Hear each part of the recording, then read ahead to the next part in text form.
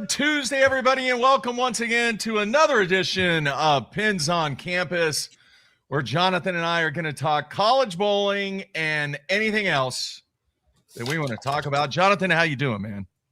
Fantastic. It's a great Tuesday here in Dallas, Texas. Yeah, a lot going on. We have a lot to talk about, a lot taking place in the college bowling world. We will talk about what went down over the weekend with the Hosier Classic, I believe the 57th.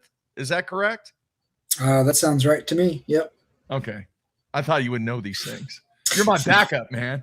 Hey, while I'm in that tournament, I'm not going to pay too close of attention to what goes on. I think it is 57. So we're gonna talk about that and talk about how the Blue Bloods dominated. And we have a special guest, and I am very hopeful that we're going to pull this off. We're trying here.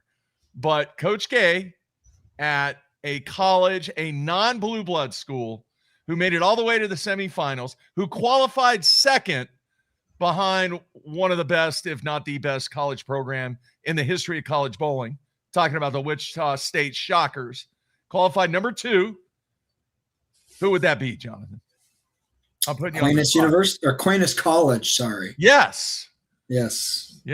And Coach K is actually bowling league tonight, and we're going to try to somehow, some way, do about 10, 15 minutes with him while he is bowling and get his take on what went down, because I'm telling you, that was impressive.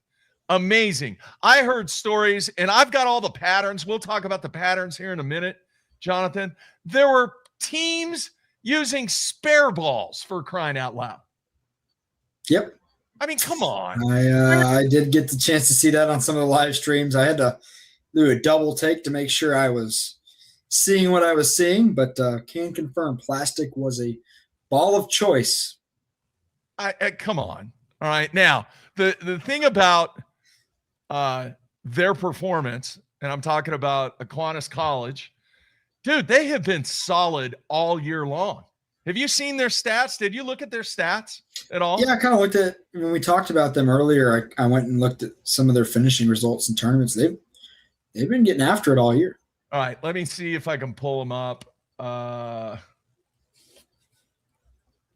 right, here we go.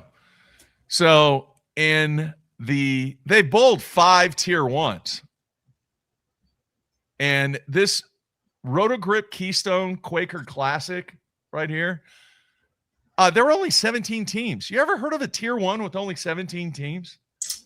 There's a couple that sprinkle around the 20 mark, but it's only like 1 or 2 of the tier 1s. Okay, well, they had 2 of them. And the Lehigh Valley College Classic, another tier 1, they only had 19 teams. But look at this. This is impressive. All right, 19th out of 51, 6 out of 17, 3rd out of 19, 14th out of 66, and then 2nd out of 78 teams at the Hosier Classic. That's impressive. Then you go down to the tier 2s, a 4th, a 1st, a 4th, a 4th, and a 1st. I think they got it going on, Jonathan. Yeah, that's pretty complete. All right. Now, did you go back and look at any of the history? I did not. I was hoping you did. I did not have time. I didn't get that far. We had a brutal practice today, and then I had cost planning. I already got the cost plan done for next year. I had all kinds of stuff taking place. So I did not go back. But are you pretty confident in saying they are definitely not a blue blood? I would agree with that statement for sure. All right. Let me go back to this now. Let me throw this one up there. All right. This was qualifying. All right. They finished 2nd. Do I need to blow it up? Or is it good? It's good to me. All right. So you had Wichita leading the way. Then Aquinas College. McKendree. Blue blood? Yeah. Come on. Help me out here. Maybe. Calumet? Maybe. Blue blood? Yes. Savannah? Yes. Newman? Yes. Trine? Yes. Weber? Yes. Lawrence? Yes. Mount Mercy? Yes. St. Ambrose? Yes. Indiana Tech? Sure. Close? Fringe. Yeah. Fringe. Marion? Not Wisconsin, but Indiana, I'd say blue blood. Yeah. All maybe.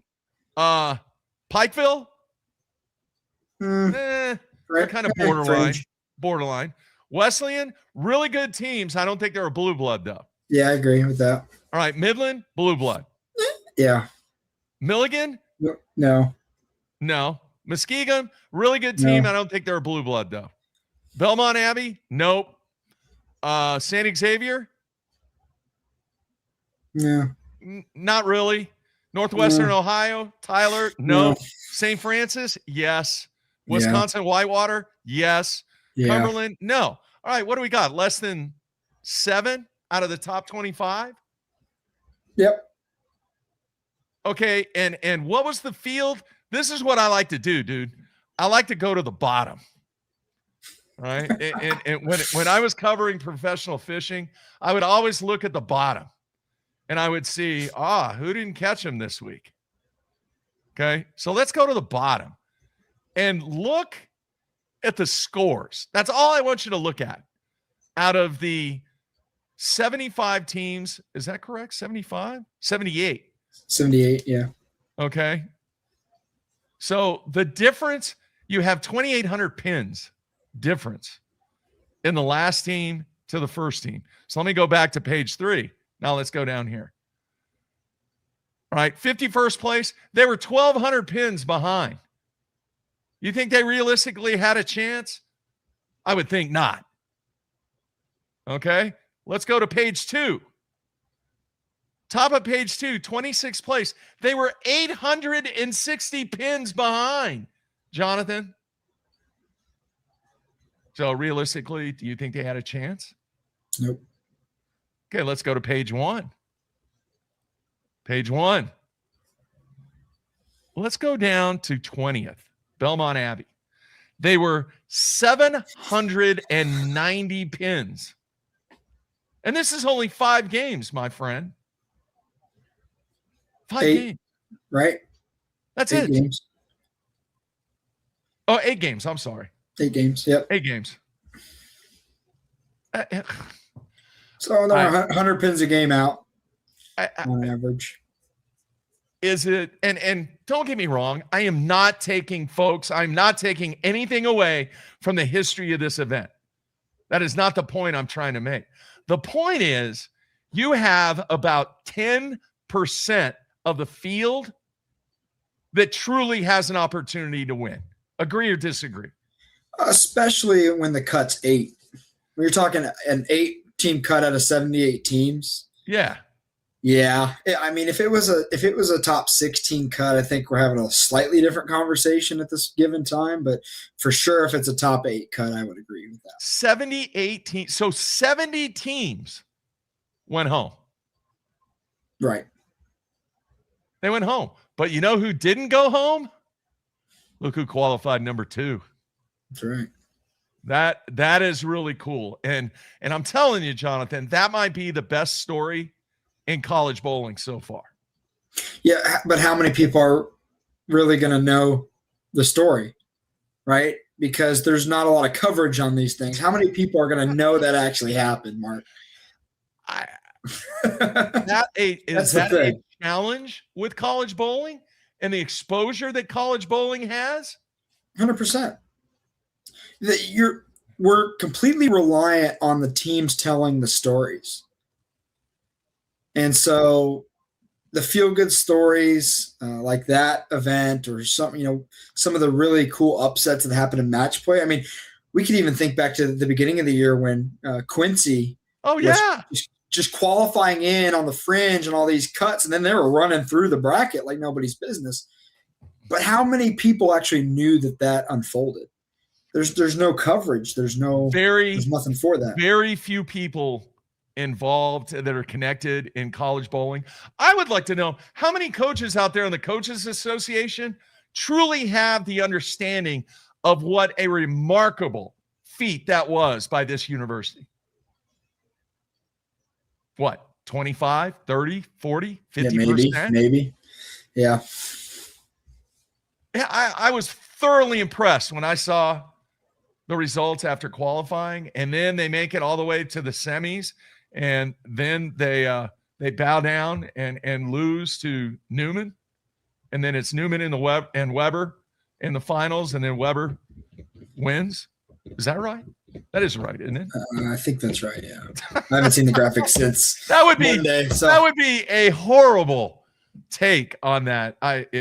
But I'm pretty positive Weber did win. I know Newman was. Weber won. Yeah.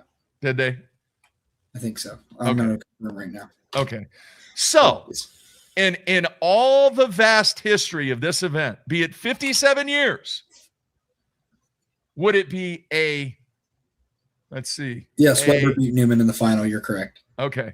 Would it be a valid statement to say that there is only about, I'm doing the numbers here, 20% of the field probably has a chance to make the cut? I agree with that. I agree. So why go? Is it because you want to have a good time? You want to gain experience? You want to blow $5,000? You know who came out there? I think Fresno came out there. I think I saw their name in there.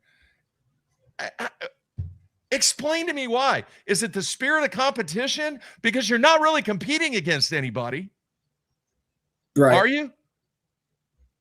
The field. But I think the only argument for the Hoosier is because it's 78 teams is just purely the points formula and the way it works. You know, if you have a decent tournament, that's going to help you a lot on your tier 1 points. But that's about it. I'm gonna go back and I'm gonna refer back to the statement that was given to me by somebody that's been in this game for a little while that says, does it really matter? Do the points really matter unless you're in the top 4? No. As long as you're above 80, correct? As long as you're in the 80, yeah. But for a team that's trying to, if they're on the fringe, then, I could see the argument there. All right, I'm going to throw this out at you then. Points, look, if you're 81st to 101st going into the final event of the season, do you really think you're going to perform and all of a sudden wake up and be a top 25 team and get the points? You never know, Mark, but probably not. I know you never know. You can never predict that. But come on, man. Let's be realistic. Yeah, low percent chance that actually happens. Low percent chance. But in the meantime, like we've said, you talk about going. You have a choice. You have a choice. And because we didn't get in, because we'll never get in, because we're too far down on the waiting list, which is another thing I don't really understand. But we'll figure that one out later, hopefully, eventually, sometime. I have a proposition to solve that. What's that? Bottom 10 teams can't return next year. Take the top 10 teams off the love that list. take. Bottom 10 teams are out. I love that take.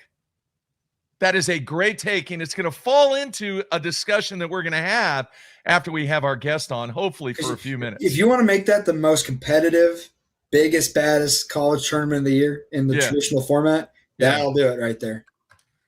I don't even think 10's the right number. I really don't. Well, 15, 12, keep whatever going. you want. But keep going. You get the concept. You get the concept. Yeah. I mean, I don't know what the right number is, but 10 isn't. Dude, that's brilliant. I think you go up to 20. Keep going. Really? Oh, yeah.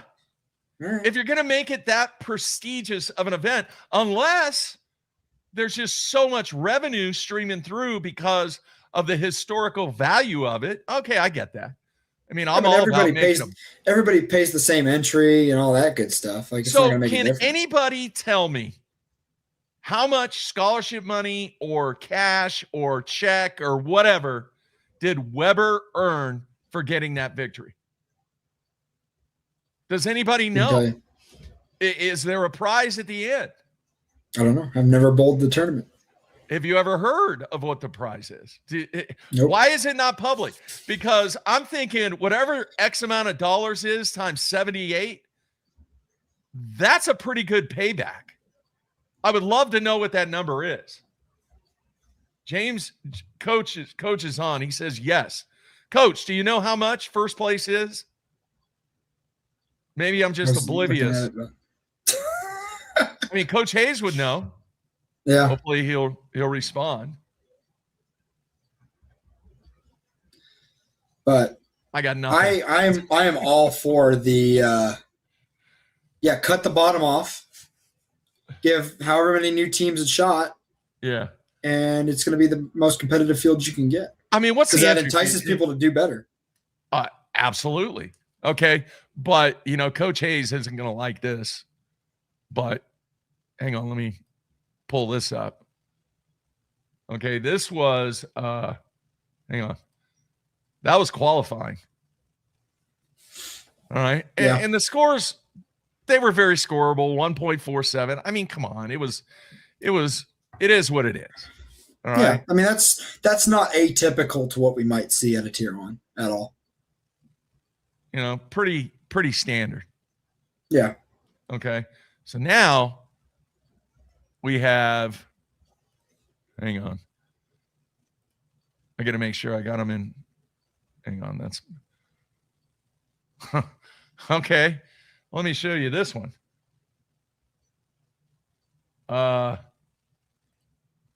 Look at that one. Now, seriously, 1.0, 35 feet, 30 mils. I mean, come on. Don't forget about the brush drop at 27 feet. Seriously? What does this prove? Does this prove that you can be the most accurate player in college and team in college to sweep dimes and multiple times hit dimes every single time? This is a pattern that tests the greatest bowlers in the world. And you're putting that out when only 20% of the field probably has a shot? Come on, I'm not Jonathan. arguing against you, Mark. I'm not arguing against you on that. I don't necessarily think you have to hit a dime on that either, but that's a whole different conversation. At 35 feet? Yeah, I think you just throw urethane and whack the friction and you're okay. I mean, that's what that gives you. Do you think that 50% of the teams out of the 78 teams that were in there had the skill level and the ability to shoot even on this pattern? No. I agree with you. Okay, so now let me get rid of that. And then what is this? Hang on.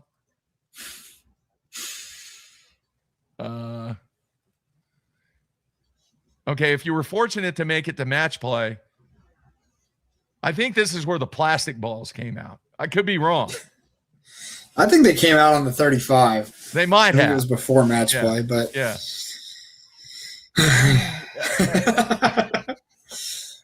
Well, tight down lane, isn't it, Mark?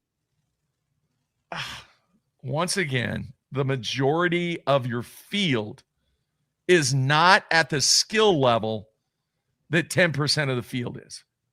Agree with that statement? I think that could be said about college bowling in general. Agree.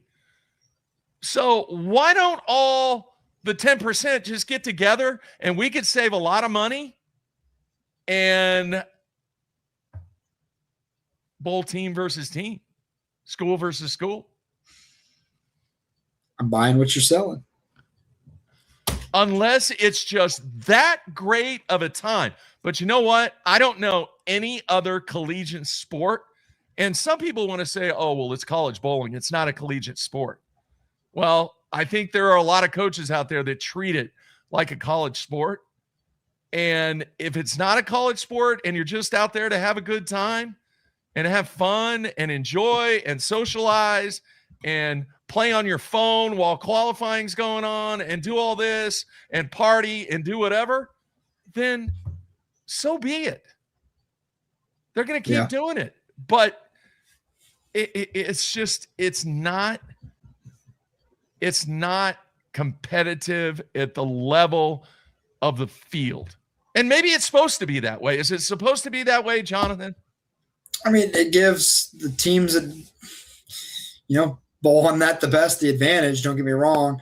Now, I think there's a balance. I don't think it needs to be China on everything we bowl. I mean, obviously, you want shot making and shot execution to be a forefront. This is the top level of our sport collegiately, so you want there to be a challenge. However, I think it does make a difference the field you're talking about. A condition like that, if you're talking about the top 16 teams in the country for a national championship, totally different. That's fine. Give me that. That's fine. That's totally different, Jonathan. For a wide field, a mix from teams from the top level all the way down to, you mentioned Fresno, which is a club program, I think. Yeah. All the way down there, you got to give something that's more acceptable or playable or achievable for all parties. All right. Well, we're going to get into this more, but I see Coach he has joined us. Let's see if we can get him. Coach, you there? Yes, I am. All right, man. Hey, how's the league going so far, man? We hate to interrupt you. No, you're good. Not the best of nights, but that's okay. So trying out some new equipment today and just trying to learn some new shapes. So. All right. Fantastic. Listen, man, I wanted to get you on. This podcast is fairly new. I've been in the podcast game for a zillion years. Jonathan and I are doing what we can to try and just get a different vibe in the college bowling world. And when I saw your team, your squad at the top of the leaderboard after day one of qualifying, I was like, Jonathan, we got to get Coach on. And I cannot believe how impressed that I am with what your squad accomplished. And man, you got to be proud. And you're having just an incredible season. Why? A lot of it, I think I just attribute a lot of it to the support staff and the support that I have around the program, from the administration to the parents to the assistant coaches that I've had. I've had the same assistant coaches for all 4 years here. We're just kind of building a consistent culture here. So this is my 4th season. So it's officially all kids that came in either with me or under my time here. So there's just a comfortability that we all have with each other. So it just leads to a little bit better performance on the lanes, a little bit better communication off the lanes. So I attribute a lot of the success that we've had this season to those things. But now you had a couple of players, Nicholas and Tony. Yeah, I mean they were lights out. What can you attribute their success? The funny thing is, I almost didn't roster at least one of them because they're both lefties, and historically at the Hosier, the patterns don't favor the lefties. So I almost left one of them at home, and I'm glad I brought them both. Tony's a junior, Nick is a sophomore who transferred over this year to us, and honestly, just for both of them, when they see something once they see the shape that they need, they're able to duplicate their shots very well. So they've come a long way in that. And day one where it was scoreable, at least they were able to find something. And once they got in, they didn't look back. So, all right, what did the right side look like to you during qualifying? So day one, it kind of opened up. It played fairly predictable. All of my guys made similar moves.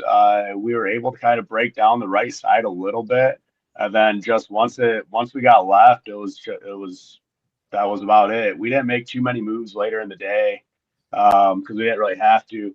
Because once we got inside where there's a little bit of shim, that's just kind of where they stayed. Day two for the righties was tough. I mean, it was tough for everybody on day two. Because when you got that flat and that volume, it's not friendly for anybody. But that's right. So, it is what it is. And then you throw in the fact that you got 78 teams and you got 78 different skill levels and you got 78 different coaches and you got some teams that brought urethane, some that didn't, and so you got spare balls going down the lane. You got lots of surface going down the lane. You got urethane. You got, I mean, that was some of our best guesswork that we had going from pair to pair.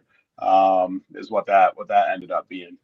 All right, So, one more question, and then I'm going to send it to Jonathan. How did you guys perform last year and the year before? I mean, is this something that was building up? It has been. Last year we finished 15th. The year before we were 38th. So it's been a steady incline.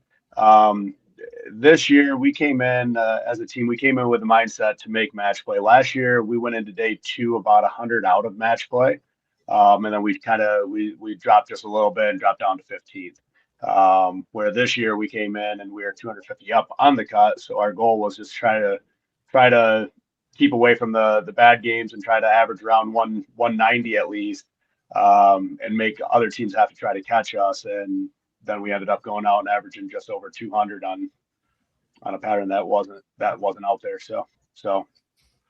But yeah, so this has been a pretty steady incline. So, all right, yeah. Jonathan. So what is it about your group that has just flipped that switch on and is able to go out and have a performance? Is it their mentality? Is it their approach? Talk to us about the group that you had this weekend. What was it about them that led to this? It's funny because this is the first year that I've had where I can look at my team and I probably have about 12 or 13 guys that I could roster on varsity. So we won 2 tournaments this season. At both those tournaments I've had a total of 12 different players rostered at those 2 tournaments. And then this one, I kind of took a combination of those 2 rosters. So everybody that bowled this weekend and has been on varsity at some point. For one of my kids, it was his first tier 1 that he's ever been to.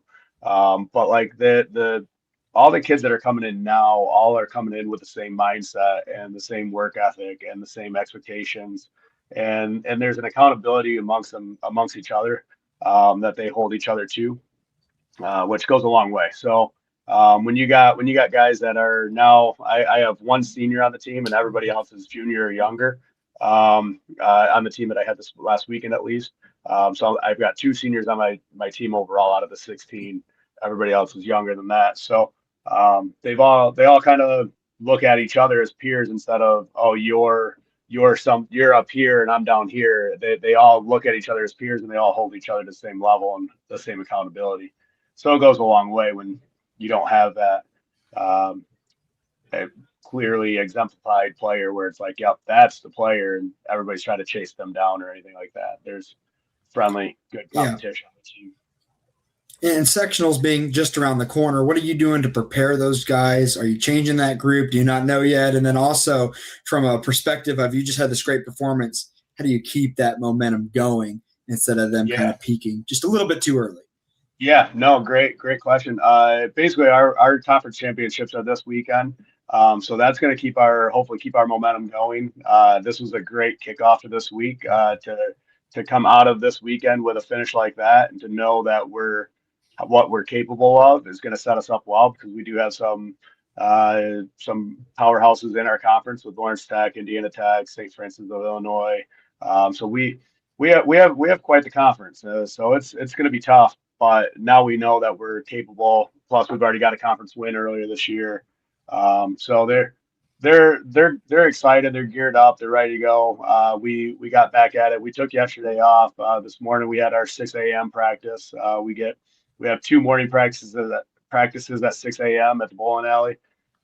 So one of the benefits of me owning the bowling alley that we practice out of. So I can open at 6 a.m. and get all of them on the lanes, and we have the whole house to ourselves. And so we do that twice a week, and every day we're just trying to. Right now we're really focusing on Bakers because that's all we've got left this season. So other than individual sectionals, everything else that we bowl is going to be Baker games. So we've got a lot of those going on, and then we're fine tuning some of our some players issues that we may or may not have found over the last couple of weeks, and just kind of trying to tweak some of those things. And then after WAC championships this weekend, they're going to be trying out for their sectional spots. So I'll be having a tryout with the guys that have been on varsity this year, and give them all a chance to earn a spot on the sectional roster. All right, cool. I tried to find the results. I couldn't find them anywhere. Was your match with Newman close? Yes. So we came out of the gate with a 250.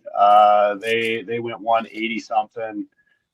We selected the left to start in the left lane because we felt that the right lane was a little tighter and a little tougher, especially for them. They had a couple lefties, and their lefties were throwing reactive, and mine were throwing urethane, and one of my lefties had a little bit more ball speed, so had a little bit of a better look with that reverse block.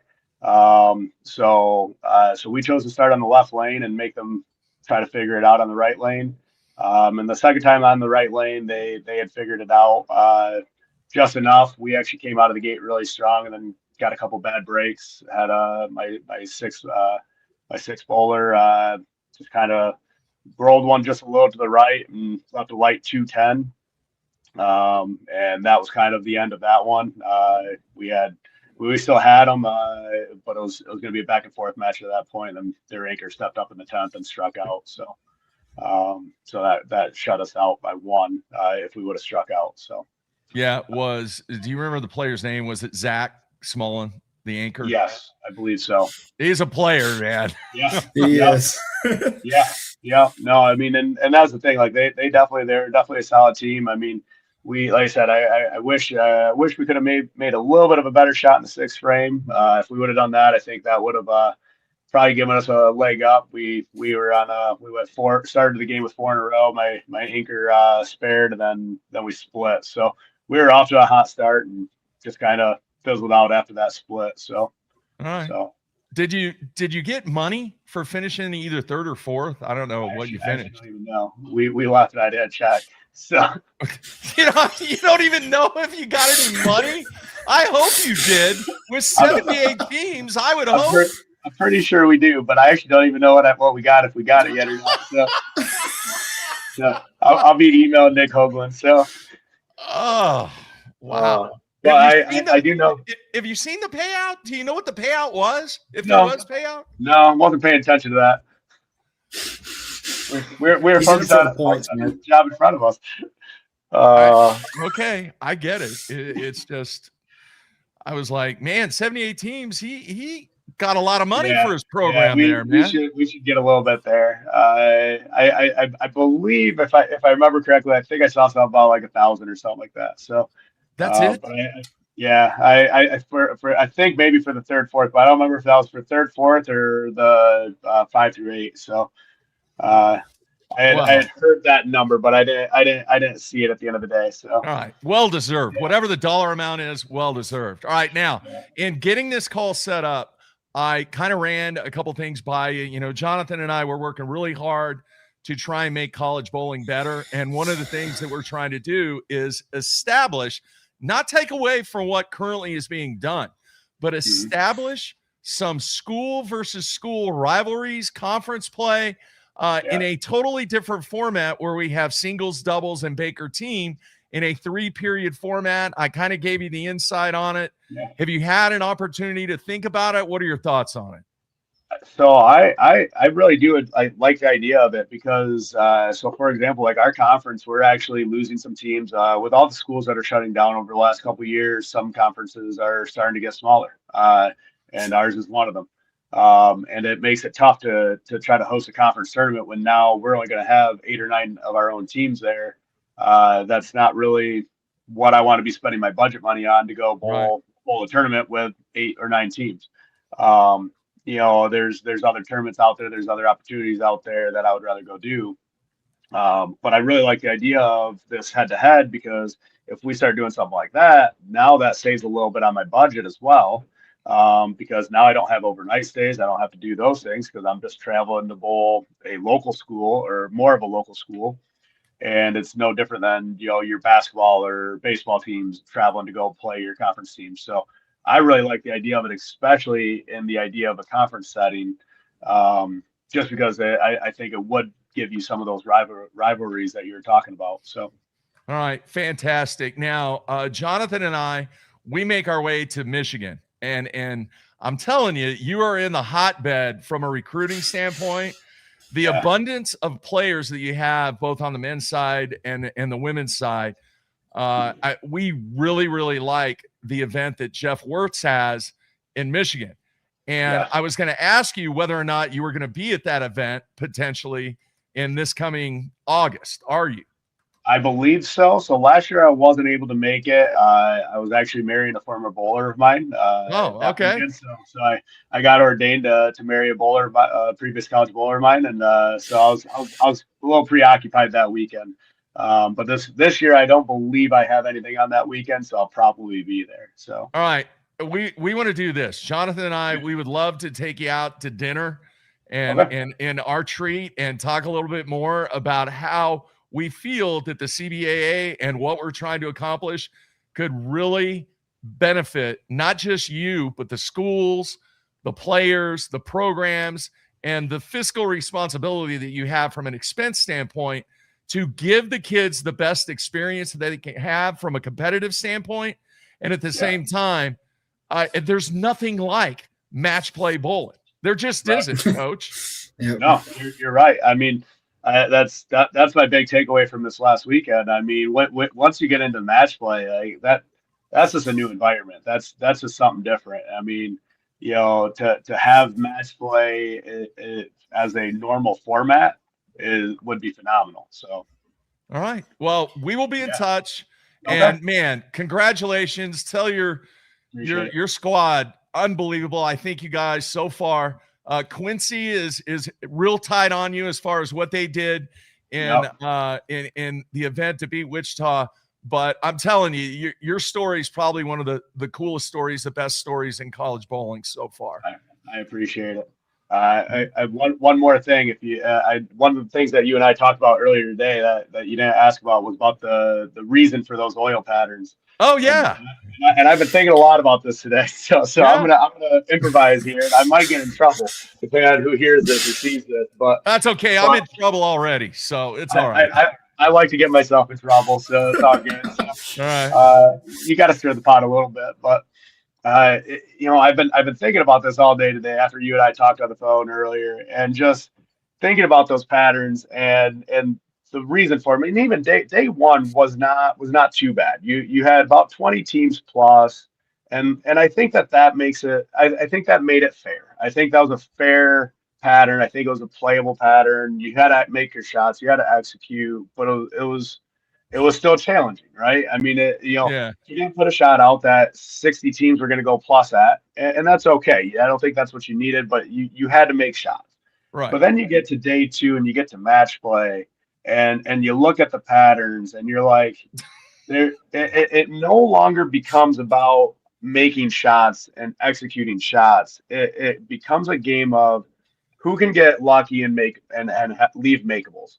Oh, let's see here. I mean, there's one right there. Yeah, right. I mean, and the reason that my team did so well on day two in the Baker set, and again, I say did so well, and we went plus 11 on the day. So it wasn't, and when you go from 19 or 20 teams plus on day one to only having 9 or 10 after day two, the field's backing up, and 8th and 9th and 10th they weren't plus by much. And I think after day one, they were plus by 200. So they backed up by about 200 pins on day two. And you're talking about some really good schools out there. So when you start getting to that point, you're just kind of crossing your fingers and hoping for breaks. Whereas, like what we did on day two, my team didn't miss a single pin. We missed one makeable on the day. On the weekend, we went 97 of 102 on single pins. Nice. That was the reason for my team's success on that. But like that's not bowling. Like it gets to the point where whoever's putting out the patterns makes the decision to try to make it as challenging as possible so that scores are low. I don't think it's their job to make scores low. I think it's their job to make the lanes fair and playable. You want shots to matter, and you want the teams that execute better to win, but you don't want to make it when teams execute, they still don't bowl good. Like you could have, I guarantee you that those teams that backed up that were all plus after day one, I'm sure they weren't executing that poorly that they went minus 300 the next day. You can't tell me that, Lawrence Tech and Weber and Indiana Tech and all these teams that were plus by 200 said, you know what, we're going to go minus 200, and it's because we're just not going to execute today. I'm sure that those teams were still executing shots well enough, but with that type of pattern, it's just impossible. Yeah. Yeah. I mean, Wichita, we jumped Wichita by 70 pins after the first block. So I think we went 10-0, we went 10-07, I think, something like that, the first block. So they went 900 the first block. They went minus 100 basically. You know, that's a team that led it. I mean, you know, and that's Wichita. I mean, you can't tell me that they didn't execute that block. They just didn't get the break. Hey, Coach, I heard somebody said that the cat made the decision on the pattern. Is that true? I don't know. He says silly things like that every year. I think that, like I said, this might give me a trouble. But I was just happy that next year I'm getting a free pop out of it per Hoagland's request to the Hoosier Classic, and it cost $5 on a bet that he made behind the scenes that nobody would go plus the first block. So wow. Enjoy that one, Coach. So all right, Jonathan. Anything else for Coach? No, I think that take on the patterns is spot on. I'm glad that came up in conversation because we were talking about it a few minutes ago when we talked off the top of the show. Obviously, me and Mark weren't there, so we were just following what we could see from teams' live streams and from scoring. And a lot of spare ball.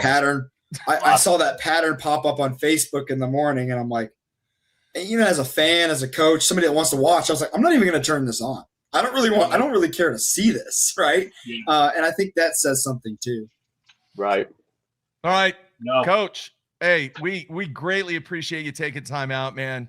And congratulations. Best of luck at sectionals and your conference championship. And hopefully we will see you at Jeff Wirt's event in August, man. Looking forward to it. Sounds good. Yeah, we'll keep in touch, and we'll see you there. All right. Sounds good, man. Thanks, good job, Coach. Thanks. Oh, dude. What a great performance. Great coach, great guy, great take. Yeah. Thoroughly impressed. I mean, those are the kind of individuals that you want in the business, and we like talking to because, they're coaches. Bowling is the premise of what we do, but, you heard them talk about mentality. You heard them talk about preparation, roster selection, development. We weren't talking nuts and bolts about the game, and that's a sign. We were talking really axis tilt and hand position and no. But I think again, his take on the patterns was spot on. Yeah, spot on. I don't think you could say it much better. And I like I said a few seconds ago, and this is true. After looking at that pattern on Facebook, I didn't want to turn any of the teams' live streams on and watch that. Teams pull their hair out. That's not entertaining. I'm not going to gain anything out of it. I feel for, some of our friends in the business, Mark, that had to be out there on that. But it's. I just thought about all the money. I thought all of the money that was spent to go through that pain and suffering. I mean, come on. When are you going to realize that? Okay, you can put a 2-1 out there. You can put maybe a 2.9, 8-1 out there. Make it equitable to scoring, but you got to make shots. You got to make shots. Here's my take, and this might be the exact right take, and people might think, what is this guy thinking? I go back to our conference championship tournament, Mark, and the fact that day one and day two, it's the same pattern. So if you're going to give teams a chance to have some kind of advantage, let it be the team that can go home to the hotel that night, have a discussion, game plan, come back the next morning and attack it. That's a sign of a strong team that can put things together and execute. Great take. Why couldn't it be that same pattern on both days? Why not give the advantage to the teams? Because he said it was a fair pattern. 20 or so teams went plus, whatever, right? Yeah. Okay, if you want some teams to have the moving advantage or the moving day, if you will, on that second day, let that be the teams that can take that information they gathered in those first 5 games or what have you, go back to the hotel, go back to the ball spinner, figure it out, come back the next day and score. Great take. That's my opinion. Great take. All right. I'm sure I'm going to get some texts and phone calls after this show. But that's okay, because that's how I feel. And what am I? I'm a coach, and I'm doing this for the best interest of the game, my university, and the players. And sometimes I think we get too wrapped up in history, what it's been, and how to make it as miserable as possible for the players. And, there is a lot of value in history, but at the same time, there's things that have to make it better from what you learn in history. Right. And in this day and age, these programs, including mine and yours, we're spending a ton of money to take part in the sport of collegiate bowling. And quite honestly, as a customer, because that's what we are in the big picture, well, why am I spending $5,000 to do this? Why am I spending $4,000 to do this? Well, then the comment comes back, well, you don't have to. You're right. Right. You have a choice. Yeah. You have a choice. You're right. Yeah. All right. But it is what it is. And man, I greatly appreciate Coach K coming on the show and giving what his a cool take. story. Yeah. Just whatever. I mean, like we said, Mark, I love the fact that on this show we can bring those stories up because they're just not getting covered elsewhere. All right, man. Speaking of stories, and I don't know how much time. Well, we got a few minutes. I want to bring this up to you, man. I've been doing a lot of thinking about the PBA. And what I'm getting ready to do has a college tie. Right? Okay. There is a college connection there, because the PTQ for the very first event, the Players Championships, taking place in your home state, your home area. The finals are going to be in your practice facility. And I watched the PTQ on Bowl TV, and there were 74, I believe, players, maybe 72. I can't remember the right number. Yes. I think 72 like might have been right. Let's just say 72. Okay. And they were trying to earn one of 14 spots. Right. That's it. 14. No more. Okay. Nope. No more. Okay, I'm reading Coach Hayes' comment, and we'll get to that in a minute. He brings up a good point, but still, it is what it is. Okay, so 14 players earn a spot into the tournament.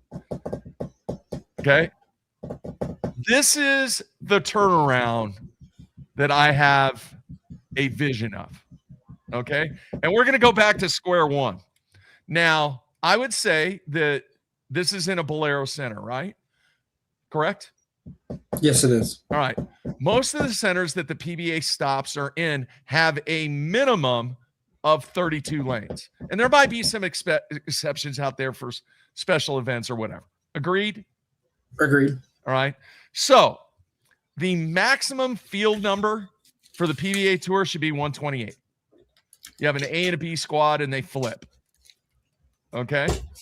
They flip during qualifying. This is what makes up the field. All right. From the previous year, you have the top 50 players in the point standings. Okay. All right. Now, I have always been the one that if you don't perform, have you really earned a spot back to keep your PBA card, for lack of a better term? It'd be like professional golf. You get relegated back. Yes. Yeah. Okay. So that's 50. Okay. Now here's what we're going to do every year. And I think they need to bring this back. We're going to have the tour trials to where those players that weren't in the top 50 and have to go back to the player. trial. All right. And it's 2 weeks long. It's a 2-week tour trial.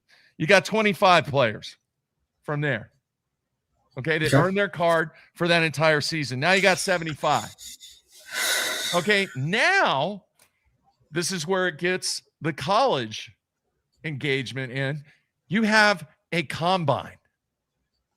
Okay, you have the combine, the PBA combine, where college graduates that have bowled for 4 years, you don't get any of this early exit and early out. Okay, you have a 2-week combine where, let's see if I got my numbers right. Okay, 75. You have 25 players college players earn their PBA card through the combine.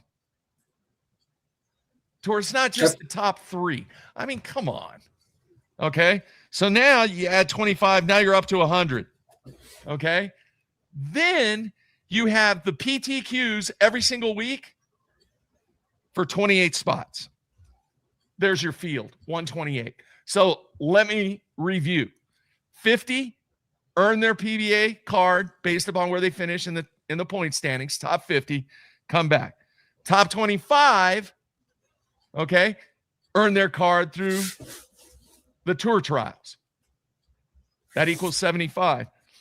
Top 25 in the collegiate combine, PBA combine, earn their PBA card. And then every single event, there are 28 spots available through the PTQ. Tell me I'm wrong. Okay. I let me break this down. I really like the idea of the 50 in points. I really like the idea of the getting regulated back if you don't make it and having to go through tour trials. I think 2 weeks might be well, it just depends on the format, I guess. You're living. Right. You're actually trying to make a living doing this. 2 weeks. Yeah, I mean, I think if you run it out like a Team USA trial format, I think you could fit it in that window and be just fine.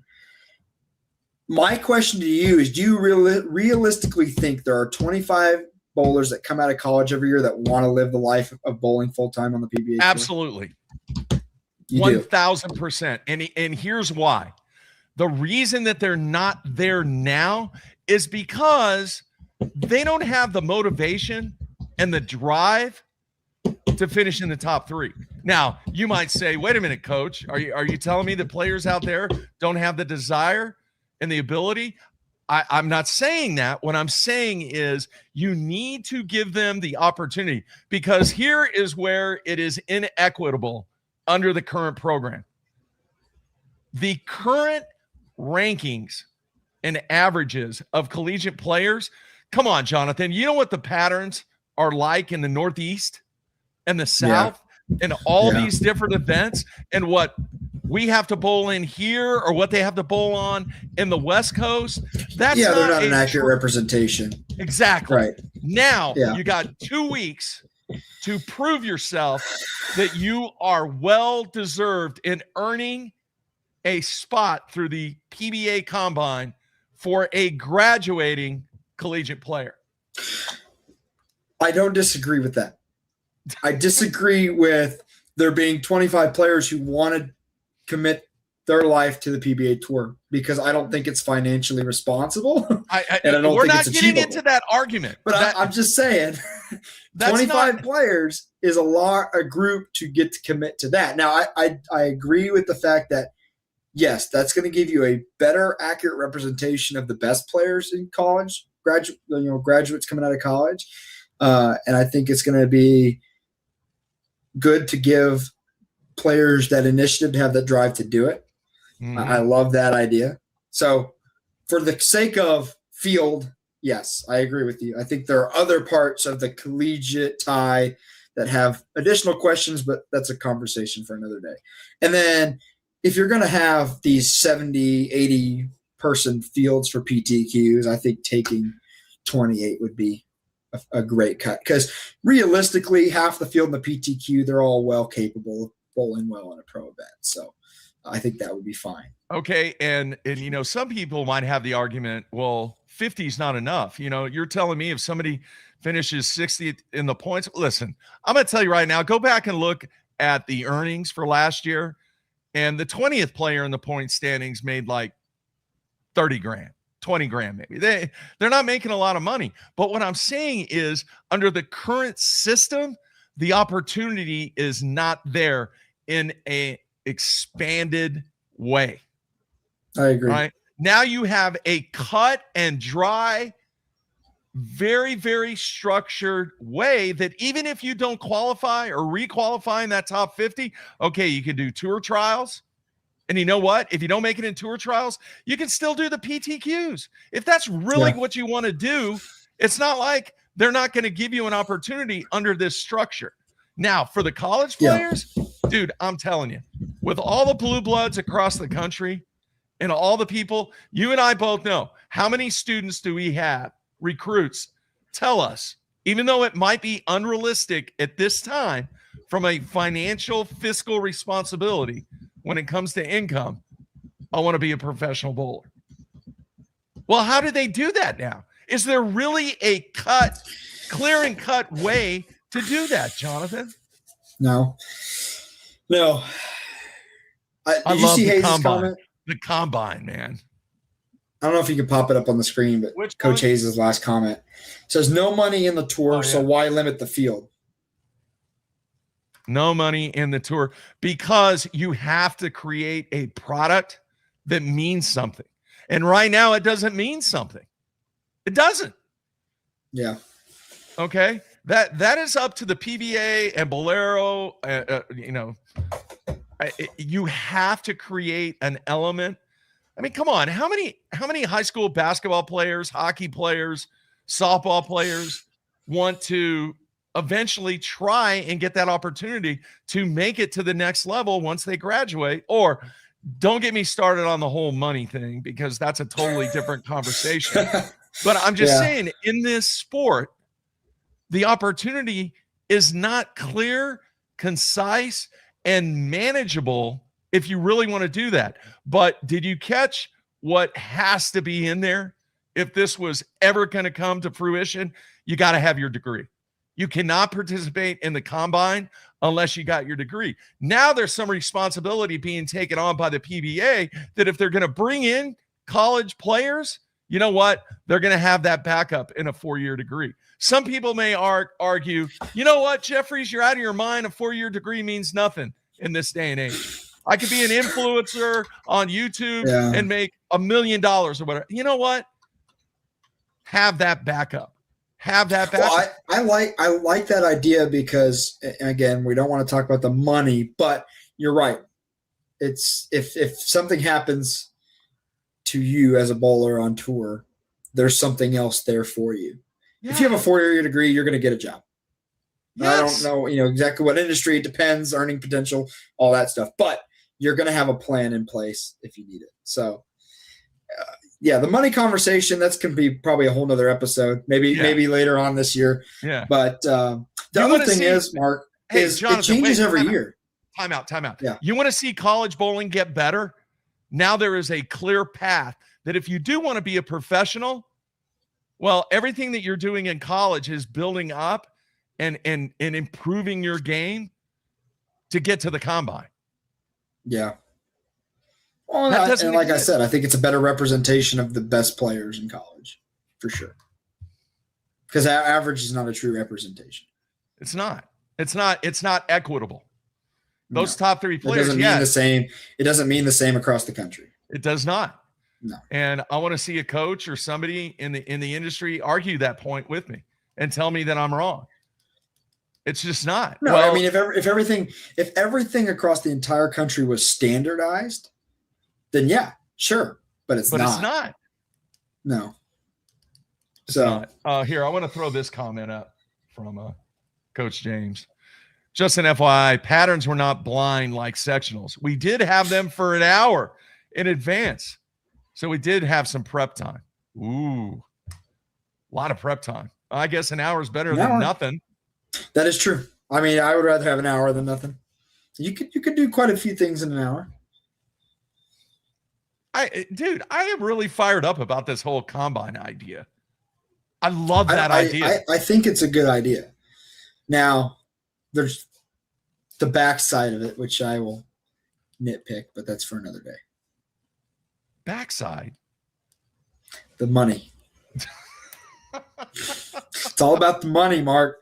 Hey, money talks. They have to create a marketable product. Agreed? In the PBA. I agree. Now, I think this year's a big year for them with all the changes and things. We'll see. But what I was trying to say a few minutes ago is we talk about this format. We talked about tour trials, all that stuff. I think the confusing part for a lot of people is it changes every year. What's exempt, what's not exempt, who's in, who's out, who's bowling PTQs. It's hard to track. as a fan, at least. It's Yeah. hard to track. No, So I agree. Can't imagine Not in my system. I can't imagine being in the fold. It's probably even more confusing. But in this system, it's not hard. Hey, you're in the top 50. No. You got your card. No. Enjoy. Well, I mean, think about it. We get to the end of every PGA Tour season, right, with golf. Yeah. Think about that last tournament. Obviously, who's winning, all that stuff. But when you talk the FedEx Cup standings, what are the groupings they're watching? They're watching those guys that are on that fringe. Yeah. I don't know what the number is. Is it 125 or something like that? Yeah. But the guys that are right on that edge, the TV crews are following those guys because they're playing for their tour card. And you want to talk about some pressure. There you go. So I don't know. I think the same could be applied to bowling, when possible, but it's not something we've seen yet. But with your idea, that's more combine, baby, I suppose. Combine. Yeah. PBA combine. Hey, I will end with this. Okay. We are very fortunate to be in the position that we are in to help student athletes improve and get to a point where they have some financial security. Because you and I both know if you don't get that degree, it is much more challenging. And come on, I know there's trades and stuff out there. I get it. But if you are a collegiate athlete bowling, right, not basketball, not getting NIL money in football and all that and everything, because right now, as you and I and everybody else are well aware, there are college athletes that are making more money than they would in professional sports. That's just the way that things have evolved. But from a college bowling perspective, dude, I know you do, and I think a lot of the majority of the coaches across the country, the emphasis needs to be on student and getting that degree. 100%. And then if you want to go 100%. on and try to bowl on tour and try to do whatever, more power to you. I know you and I and many other coaches will do whatever they can to try and help you reach that goal. But if there is not a better way to reach that goal and objective that takes place over the next 2 to 5 years, who's going to want to do it? Right. All right, I agree with you 100%. What's the old phrase? Student athlete, not athlete student. Yeah. Right? That's the key. And if you're a good college bowling coach, that is a point of emphasis for sure. What I always tell my students is bowling is not a career choice. It can be a part of the journey. It may be something you continue to do later in life, but it's not a career choice. We need to find what you're passionate about, what you can make a living doing, what you're going to enjoy, because you want to enjoy what you're doing as well. That's my agenda, is making sure our student athletes are fulfilling that line in their story and, can make it on their own, and we play a big role in development. I know we're both, pretty adamant about student athlete development, and that, I would say, more than half of student athlete development has nothing to do with the sport we're playing. It has nothing to do with bowling.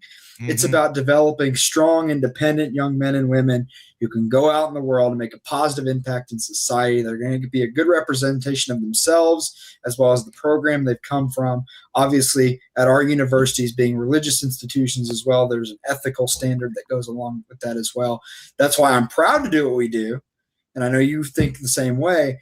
And if you're doing your job as a collegiate bowling coach, that's your point of emphasis for sure. Not that I'm passionate about that topic at all. No, that's great. And a shout out to Coach Hayes. You did a great job with Jonathan, man.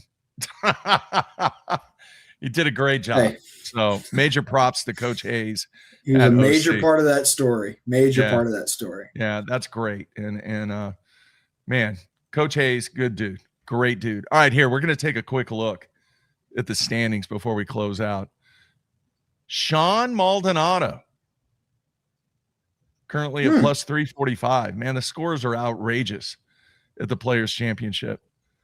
I like this where you click on the arrow. You like this? Yeah. And you can see I will say, the League Pals site they use now for the scoring, I like it because it's just the right amount of interactive, but there's not too much going on. It updates really quick.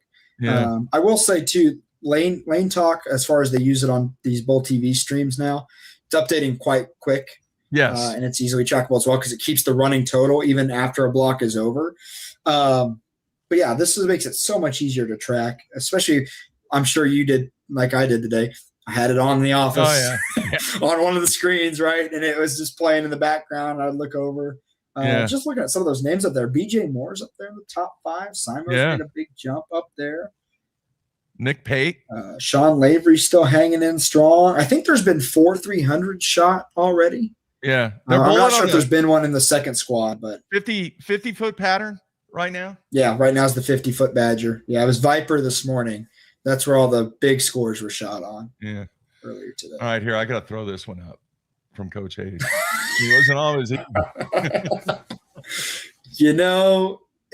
this is why I'm passionate about that too when it comes to development of student athletes, because Coach Hayes was the right coach, not only for me, but I think for a lot of people, because he gives you the freedom to do your thing, but he's going to hold you accountable for the mistakes you make, but he's going to give you a chance to learn from those things and use that as a springboard forward. And I will say that he did that for me a couple times, and I wouldn't be who I am today, in the position I am today, or the kind of person I am today if it weren't for him helping me through those lessons. So. Yeah. Hey, me being the old guy, I mean, there's a coach from my high school years, Coach Erickson.